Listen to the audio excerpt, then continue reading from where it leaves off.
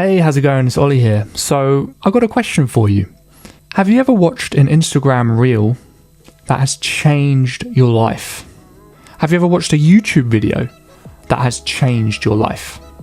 Probably not, but I bet you've read a book that has changed your life. So today, I wanted to give you 21 books that have made significant impact on my life and just share the biggest insight I've got from each one, maybe talk a little bit about how I'm still implementing that insight today.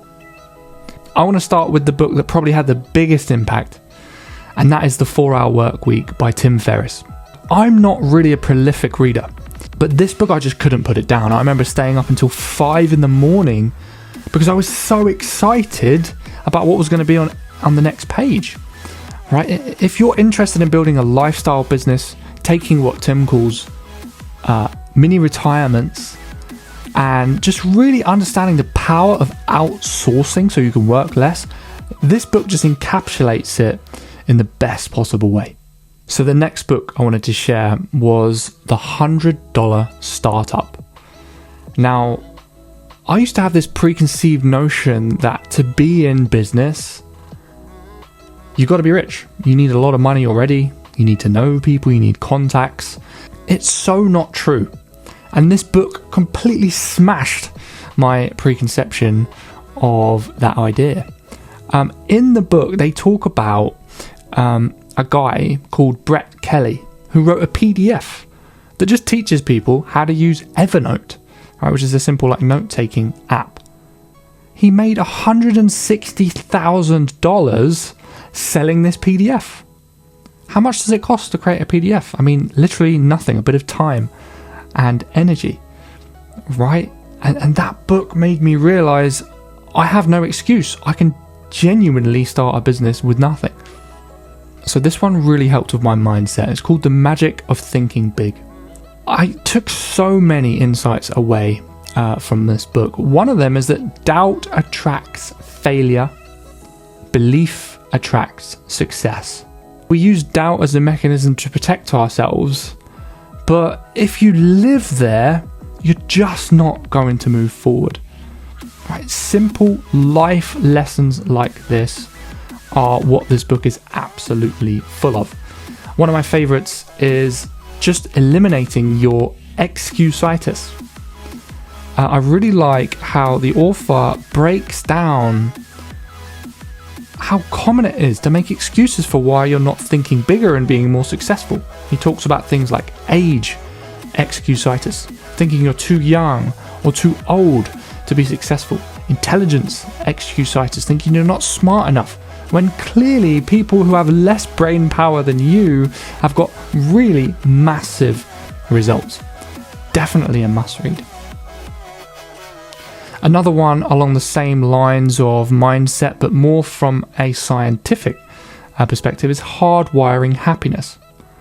So this book had a huge impact on me because it's written by a neuroscientist, for one, so there's a lot of relatively heavy scientific explanations for the concepts in the book, which makes it at times a little bit of a taxing read, but also it really helps you appreciate the credibility, right? And you're just thinking, well, this has got to be true because he's showing me the scientific evidence, right, behind all the claims, which is quite refreshing, particularly in a self-help book.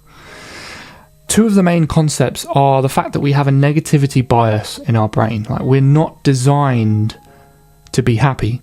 We're designed to survive. And that means we really pay close attention to negative things. Things like diseases, danger, right? And rejection. Because if we pay close attention to these things, we're more likely to stay alive. But that doesn't mean we'll be happy. So to override this negativity bias, we have to take in the good. Make a conscious effort to, when something positive is happening, really focus on it, because we're programmed to do the opposite. Simple concept, but really explained in a lot of detail, and definitely something that's stuck with me since. In fact, this is one of my favorites, even though it is a little bit boring. Traction. So Traction breaks down EOS, which stands for the Entrepreneurial Operating System. The great thing about this book is it will help you make your business less of a mess. All right, so whether you have a business now, you're starting one, or whether you will start one, in the beginning, scrambling to get everything off the ground can get a bit chaotic. This book brings sanity to the process, and it covers a list of really essential components. It talks about vision, like being really clear on where you want to go. People, understanding who to hire so they can help you. Data, like actually measuring and tracking key data points so you take the emotion out of your decisions and just focus on what actually works. Issues, like how to put out fires without, again, getting emotional, but just solving the problem. Process, right, so things are systemized. And traction, starting to make progress in a measurable way. One of my favorite takeaways from Traction is that discipline and accountability drive execution. Again, so simple, but when you see it in the context of this book, it makes it really stick with you, and it's really impactful. The next one I wanted to share with you is called The Dip by Seth Godin. Anytime you take on a significant project, which is, not going to be easy, and at the end of the day, what in life is easy, right? There's going to be a point where you feel like quitting. Seth Godin calls this the dip. So in the beginning, when you take on a new project, you're really excited, you're really motivated, you get a big buzz. But then sooner or later, you hit a snag and your motivation takes a dive and things start to get really hard. So this book really taught me to not only expect that there's going to be a dip, which is a very healthy thing to understand, all right, but also to understand whether it really is a dip or whether it's a cul-de-sac. Because if it's a dip, that implies you're going to be able to move through it and essentially still get to your end result. But if it's a cul-de-sac, it's a sign you need to quit and stop trying to smash your head into a wall. The thing I absolutely loved about this book is it's very short, but it didn't mean it was any less impactful. Just being aware of the fact there's going to be dips and being okay with quitting if it's the right thing to do really is very freeing. And in fact, this book has reduced my procrastination and increased my optimism, because I know that things will either get better or there's a way out. And it stops you from feeling stuck or trapped in certain situations, which is something we never want to have to experience. This next book by Dan Sullivan is called The Gap and the Gain. One of my favorite stories from the book was from Dan Yanston, who was a speed skater in the 80s in the Olympics. And I think he entered his first Olympic event when he was 16. Can you imagine that? And he was skating and he almost won gold. And although that sounds amazing, unfortunately, he really embodied this experience and he pretty much carried that through with him throughout his whole career. He became the guy that always almost won gold. And throughout his career, he was just so focused on the gap, wanting to get from almost achieving gold to getting it, right? And there's a gap in between, and he just wanted to close that gap.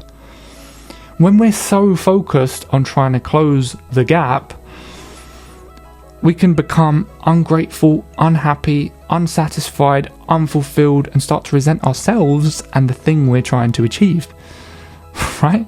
So, fascinatingly, in his last attempt in the Olympics, he knew it was going to be his last attempt.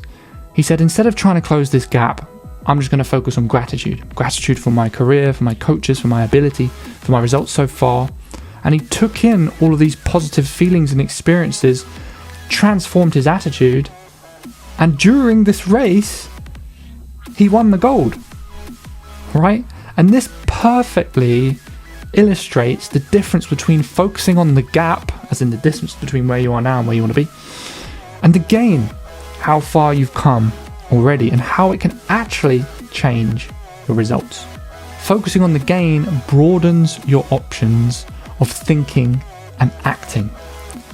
So next time you're getting frustrated you haven't hit the goal yet, flip the switch and just have a think about all the things you've achieved so far and just notice how that affects the feeling in your body and how you show up to do the task at hand. It could just be the secret to you hitting the goal. This next book had one of the biggest impacts on my whole entire life. Written by a fantastic guy called Mike Wachowicz, and it's called Profit First.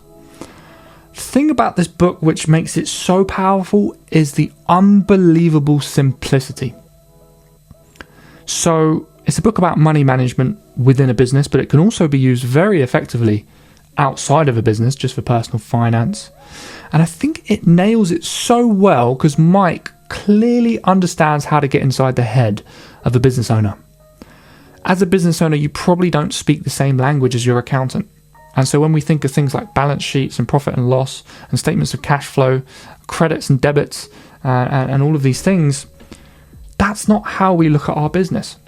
The way we look at our business is by opening the bank account, seeing how much cash is in there, and then making decisions based on that number. He took that fact and has created such an amazingly simple money management system without getting business owners to change who they are. And basically, what he recommends is just having several spaces in your bank or several bank accounts to put money for different things in the business. One for tax, one for war chest, one for staff, etc., etc. And every time you get money put into your bank, dividing it out into these different spaces.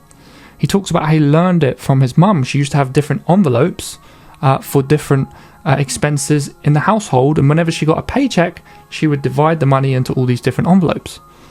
Right? So unbelievably simple, but it was the one catalyst that finally got me to really take the financial side of my business very seriously, and now actually got me really passionate about understanding the accounting side of everything as well. So this next book is written for men, but I think it could be really helpful for women as well. It's called No More Mr. Nice Guy by Dr. Robert Glover. And if you're a people pleaser, this book will help you understand why it's making things difficult for you and for the people around you. And it helps you understand that if you see yourself as a nice guy, you may actually not be as nice as you think. And so it gives you some really good exercises and practical ways to overcome your inner people pleaser and not be a not nice person, but just be more aligned rather than just trying to get approval from other people, because ultimately that doesn't really get anybody anywhere, and you kind of lose yourself in this weird codependent personality which isn't really you. Okay, the next book, Psycho-Cybernetics. So this book really made me understand how we think as a species, particularly in terms of how we hit goals and actually get success. It explains how your mind is a goal-seeking servo mechanism, right? Similar to the mechanism you'd find in like a heat-seeking missile. It basically explains that you're not a machine, but you do have a machine in between your ears, and it kind of teaches you how to train it.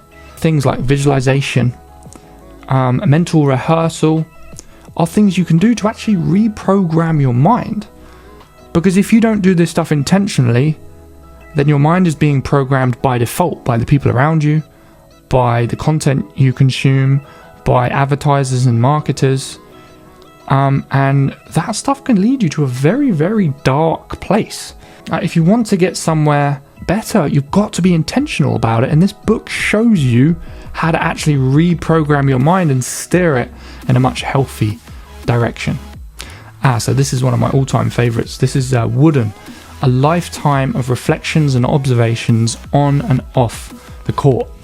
So John Wooden is considered to be one of the greatest coaches of all time. He coaches basketball, and a really, really sweet guy. I remember he did an interview with Tony Robbins. Tony Robbins went into his house and he saw there was a stack of letters on top of his dressing table. And Tony asked him, like, well, what's with that stack of paper over there? Like, and John said his wife passed away, I believe it was 10 years before this interview, and once a month he actually writes a letter to his wife and then adds it to the pile on top of his dresser. Just a really inspirational guy. And his book is just a selection of loads of just pearls of wisdom.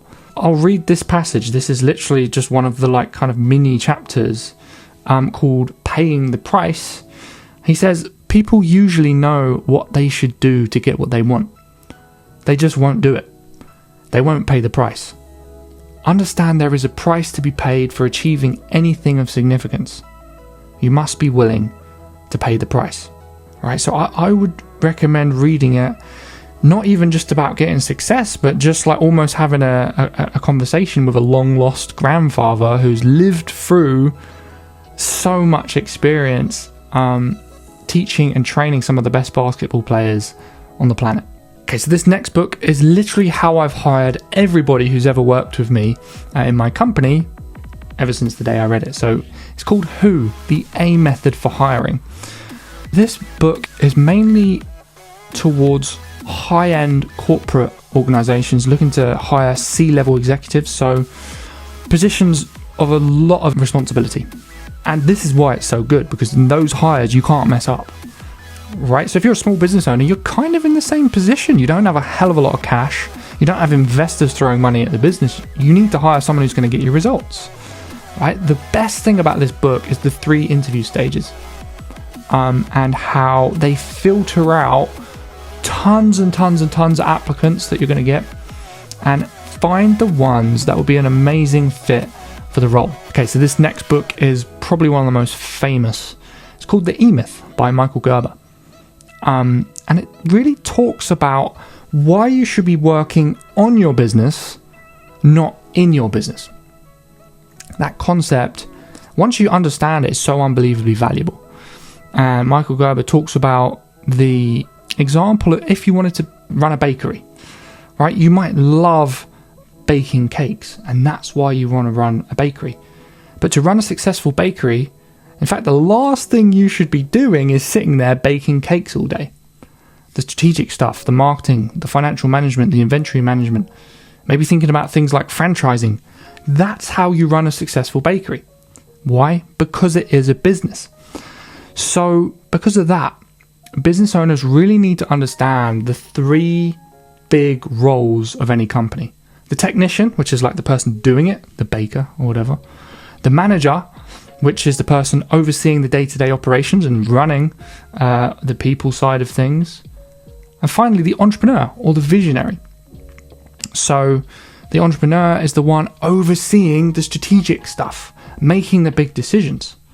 And if you're the director of a small company, you need to spend most of your time on the entrepreneur tasks and get out of the day-to-day stuff, try and outsource it, eliminate it if it's not necessary, and just focus on the stuff that moves the needle. And the examples in this book really will help this message hit home and help you grow faster than you ever have. Okay, another book about business growth. This is Breeding Gazelles by Dan Bradbury. This is just a great book if you want to be a lean business that grows really fast. Dan describes a gazelle as the kind of businesses that increase levels of employment at the highest rates across the board. Why? Well, because corporations are always looking to downsize and cut expenses and cut staff, whereas gazelles, small lean companies, are focused on growth, right? And so one of my favorite concepts from the book is that you should build your business as if you're going to sell it, even if you're not interested in ever selling it, right? Why? Because a business that could sell for a high amount of money and be very valuable to an investor is a very well-run business.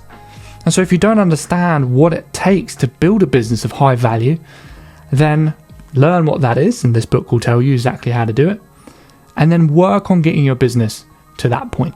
Okay, so this next book is kind of like the Bible of marketing. It's Ogilvy on advertising. So one of my favorite concepts from this book is the big idea, right? Any marketing message needs to have a big idea, a big concept that you're selling the person who's watching it on, right? So take the Rolls-Royce ad that Ogilvy famously wrote that says, at 60 miles an hour, the loudest noise on this new Rolls-Royce comes from the electric clock. Think about that for a second. What kind of big idea does that communicate? Luxury. I mean, this thing must be built really well if it's really quiet. Precision engineering. Attention to detail. That little sentence really paints the picture of everything that a Rolls-Royce is. And if you can figure out what the big idea is when you're trying to sell something, then everything else will fall together in your marketing piece, whether it's an Amazon listing, an advert, a video, whatever it might be. Okay, this is one of my personal favorites just because of the story behind it. The Boron Letters by Gary Halbert. So at this point, Gary Halbert, a very famous marketer, copywriter, he was actually in jail. The reason why he was in jail, I think, was because he did a lot of dry testing, selling products without actually having the stock yet, just to see if they would sell. Did too much of it. Got in trouble with, I can't remember, the FTC or one of those big regulatory boards in America. They put him in prison for like 14 months, and I don't think he served all of it. Anyway, whilst he was in jail, he was writing letters to his son to impart wisdom upon him that he had learned while running all his businesses. Remember, this is a guy, Gary, who had probably the only marketing campaign that could be sent to literally every single name in the Yellow Pages, right? His coat of arms letter. It was getting something like 20,000 orders a day, right? Back in the 80s. So this guy knows what he's talking about. And you just see, obviously, a father writing to his son, there's going to be some incredible pearls of wisdom. And you get to look over his shoulder. One of my favourite passages is when he says, the more you understand about people, what makes them tick, what they want, how they live, the better marketer you'll be. This is why I always chat to Uber drivers if I'm in an Uber by myself, tell them a bit about what I do, and then I understand and listen to what they say. Anything that's on their mind is probably on the public's mind, and I can put that into my marketing because then I know that I'm speaking their language. Brilliant pearl of wisdom there. Okay, so now we're on to the last three. So two of the last three actually come from Dan Kennedy. So he's quite another legendary marketer. Would definitely study his stuff. So he has a book called The Ultimate Marketing Plan. I think this is probably his most popular book. And the biggest insight from this was that, you know, the idea of marketing being clever or artistic or like winning awards, it's kind of besides the point. Right? You want your marketing to sell stuff. Right? I mean, often we look at marketing campaigns from these massive corporations and they're so misguided because they're not tracking every penny they spend on the ads. If you're a small company, the money you spend on marketing has to get a return. So if you want that, this book will show you exactly how to do it. So definitely read it if you want like sales driven results. Another book by Dan Kennedy is his whole No BS series. Right, so he's got a load of books called the No BS Guide to, and then the topic. My favorite ones are No BS Guide to Marketing to the Affluent, No BS Guide to Managing People, and No BS Guide to Time Management. These are some of my favorite ones that I've read from this series. The great thing about his advice is it's so refreshingly real. Like, he's not worried about being politically correct. He just doesn't really care. And you may or may not agree with his political views, but it doesn't really matter. Like, he's had 5 decades of experience running businesses, and so he's just not going to bullshit you. He's just going to tell you the truth, and that's one thing I really appreciate about him. Finally, I thought I'd group some of these books together, and these are autobiographies. You know, if you need to think bigger and you want to hit bigger goals, success leaves clues, right? So model and understand the thinking processes of some of these bigger entrepreneurs and inspirational people. So I would start with whoever inspires you. For me, one of them was Duncan Bannatyne. He was one of the dragons in Dragon's Den. His autobiography is really fantastic. He talks about how he used to sell ice creams in an ice cream van after he left the Navy, how he grew his chain of nursing homes, how he moved on to running his health clubs. Just really cool to hear all these stories. Richard Branson's book Screw It, Let's Do It is really fantastic as well. He talks about when he got £1 million overdraft from HSBC so he could buy a plane. I mean, if you need to think bigger, like, these books will definitely help you do it. Imagine that. £1 million overdraft. Unbelievable. So yeah, look, I really hope you've enjoyed this list of books. If you have a book that I haven't mentioned that you think should be in this list and you think I should read it, or maybe I have and just forgot, let me know in the comments. If there's a book on this list that you're definitely going to read, then again, let me know in the comments. And make sure you like, subscribe, so you can get more cool videos like this. And I'll catch you very, very soon.